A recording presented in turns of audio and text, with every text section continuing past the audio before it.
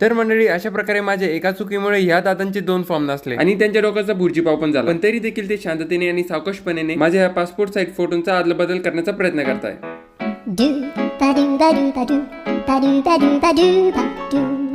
तर आज फायनली सेतू केंद्राच्या माझ्या 3ऱ्या चक्करमध्ये माझं पॅन कार्ड अपडेट होणार होतं. त्यासाठी माझे 3 वेगवेगळ्या जागेवरती एकसारखे हस्ताक्षर घेण्यात आले. पॅन कार्ड अपडेट होण्याचा आनंद तर होताच, पण दुःख या गोष्टीचं होतं की याला अपडेट होऊन घरी येण्यासाठी 10 ते 15 दिवस लागणार होते. त्यानंतर बैठकीला या कार्यकर्त्यांकडे आलो तरी त्यांचे भांडणं सुरू झाले आणि त्याच्यात आमच्या चैतन्य भाऊचं नुकसान होतं राहिलं, कारण की जो हिऱ्या घरच्या झाडांना टाकण्यासाठी वाचून ठेवला होता तोच भांडणांमध्ये एकमेकाच्या डोक्यात टाकण्यात आला असता. इकडे बघितलं तर या गाडीचं बाजीच्या खाली बसून आराम फरमाईचं काम चालू होतं. या गाडीचे तर आरामाचे दिवस चालू आहे, पण आमचे नाही, कारण की लोकांच्या शेतात पेरणी होऊन पीक उतरलेलं आहे आणि इकडे आमची पेरणी पण सुरू नाही झाली. तर आज परत शेतात पेरणीसाठी ट्रॅक्टर तर रेडी होता आणि त्यामध्ये मक्काचं बी आणि खताचा पण समावेश केलेला होता. तिकडे मक्का पेरणीची कामाला सुरुवात झाली आणि इकडे माझ्याकडे काम होतं की जी मक्का उघडी राहिली तिच्यावरती माती लुटून द्यायची. पण आज परत आमच्या मागे 7:30 लागली होती वाटतं, कारण की थोड्याच वेळात ढगांच्या गर्जना सोबत पावसाचं आगमन सुरू झालं. त्यामुळे मक्का पेरणीला मध्येच थांबवण्यात आलं. आता बाहेर पाऊस पडल्यामुळे इथं बसून बोर व्हायचे काम होते, पण जर सोबत क्रिकेट प्रेमी असेल तर मग विषयच नाही. पाऊस थांबल्यानंतर बाहेर येऊन बघितलं तर ट्रॅक्टरचे चांगले चाल झालेले होते आणि आज परत एकदा पाऊस आणि रानोळं झाल्यामुळे पेरणीला बंदी घालण्यात आली.